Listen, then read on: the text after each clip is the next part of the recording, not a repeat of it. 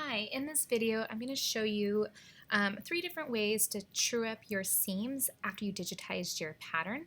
So the example I'm going to be working on is we just digitized what's going to be a gathered skirt. So we digitized the front skirt, which will be gathered at the top and sewn to the waistband, and then the back skirt will cut 2 of them. They'll also be gathered and they'll be sewn at center back.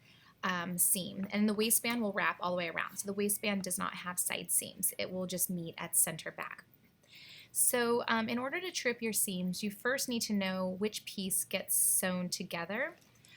So we have our front is going to be sewn to the back at the side seams. When I look at these pieces, I can kind of assume that most likely 24 inches is going to be our side seam, and then the 56.465 is going to be gathered to be smaller. So that means our grain line's going the wrong way. Our grain line should actually be going up and down. So if you digitize it and accidentally put the grain line the wrong way, you'll want to go ahead and fix that. So right now I have my front skirt selected. If I click over here, I can select my waistband or my back skirt, but I think I'll start with the front skirt. So it's white, it's selected. I'm going to go right here and let's see. So it says rotate to grain line. So I should select the line parallel that I want. Let's see if there's any other tricks. I think that's probably the easiest one. So if now Tech works it like a clock, clockwise direction. So I want my grain line parallel here. So I'm going to select this point, and I'm still pushing the mouse, and I release the mouse when I reach the bottom point. So now just this side of my pattern is selected. So because he's selected, I can then go here and say grain line parallel to segment. Just click that, and it changed my grain line. I can also go ahead and fix grain line, and it just makes it a little bit smaller. Okay, great. So again, I was using the white arrow. Okay, so I'm going to do that to this one too. I'm going to click. I'm still pushing my mouse. I didn't release the mouse click. I don't release until right now because I hovered over the second point, and then I click these 2 little grain line buttons. Oops. Okay, right here it rotated my piece because Tech does like to work with the grain line going left and right. I know sometimes we're visual and we see it up and down. So it's up to you how you want to do that for this assignment. I might just go ahead and leave the grain line up and down for right now. Okay, and then this piece, like, again, same thing. White arrow, clicking and dragging, releasing my click, and I will say grain line parallel, and then I'll say fix it so it kind of fits on it. Okay, now I'm going to go back to truing up my side seams. I want to make sure this side seam is the same length on the front piece and the back. So this is my front piece. Right now it's 24 inches. And it looks like the back is 23.567. So you need to decide how to true it up. Do you want to make the back longer? Do you want to make the front shorter? Do you want them to meet in the middle? It's up to you. I think in this case I'm going to make the back longer. So what I could do, I'll have to make this line 24 inches, and then I have to decide if this is my center back.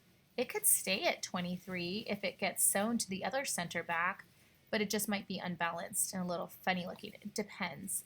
You need to make that decision. But if you do just decide to make it 24 inches, you'll have to change this length as well. Okay, so I'm going to click and drag this. Now if I hit Control Return, then it tells me what the length is. And I can change it to 24, and then I have different ways to change it. So I really just want one of my vertical lines to go up and down. So if I pick my first vertical, it would be this guy would go up. If I chose the second vertical, then this guy would go down, basically. So maybe what I'll do, I'll just have, since they're kind of close together, maybe I'll have the first one go up. So I'll say first vertical, and I want the length to be 24 inches. Apply. There it is. Now it's 24 inches. And now I'm going to do the same over here. Notice how I started at the bottom and went up this time because it goes in a clockwise selection. If I selected this point and went down, it will have selected the whole circle. So I'm going to go like that. Control Return, and then type in 24. And this time, I want the second vertical. There we go. Okay. It's keeping track of what it used to look like. That might be helpful too. I have my my tools set on that. Yours might not have that. If you want to keep that, let me know. We'll talk about that later. Okay, so this is now 24 inches, 24 inches. We're good.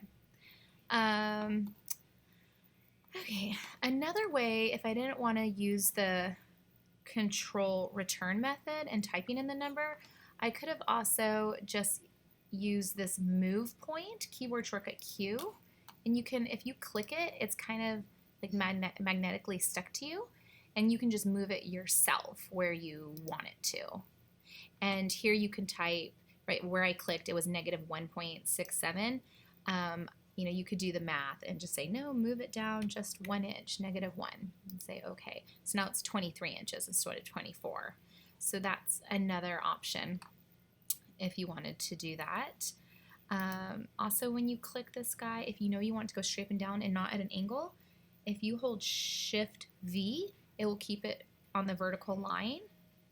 Or if you hold Shift H, it'll keep it left and right. So sometimes that's kind of handy if you know you don't want a diagonal and you just want to visually move a line. So right now where I visually moved it, I moved it up 2.789. If I just say 1 inch, it'll only move it up 1 inch.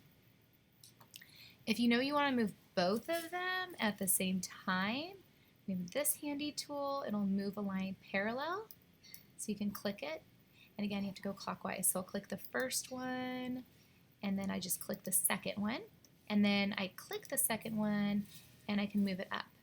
Now again, if you want to stay straight up and down, do you remember what to push to make sure it doesn't go in a diagonal? Shift V for vertical. And then I could just visually see where I want it. Maybe just, and then you get the option to type it in. So maybe -1, and I'll bring it back to 23 inches. So that's 3 different ways. You can use the move tool, move parallel, but I personally like just selecting my line and hitting Control Return, and then I can just type in the length that I want. I want it 24 inches, and then tell it which vertical line to move as well. So, so play around with this. I'm going to move the other side. I'm going to hit Control Return, and we'll change this to 24. I need to move the second vertical. Okay. Okay. The waistband, let's see, the 2 inches match up with the 2 inches. That's good. There's going to be gathering here. So obviously, like, this is not going to fit the waistband until you gather it to fit. And yeah, I guess that's really it. It's ready to go. So it looks like my seams are trued up. I do need to add my style name. So if I click on a piece and double click it with the white arrow, we have our piece name. Here you can add the description, like what's, let's see here, what should we add? Maybe your name would be good on each piece.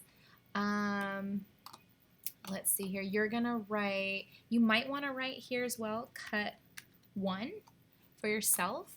And then here, quantity per bundle, only 1 would be cut. So we can leave that. And say apply and close. Let's do the back. Double clicking here. I'll add my name. I'll say cut 2, just so it's there. And here I'll change it to 2. And when they reflect it, we'd want it reflected, mirrored like left and right side, since our grade line's up and down. Apply, close. To add the size, we can go to grading, and then we will see sizes. Click that guy. Right now, it's just 0, so I can just type in and say, you know, it's size 6 or whatever size you think it is. Close. Okay, that should work. Zoom in. Okay, out. Okay, let's see here. We also need to add seam allowance to it.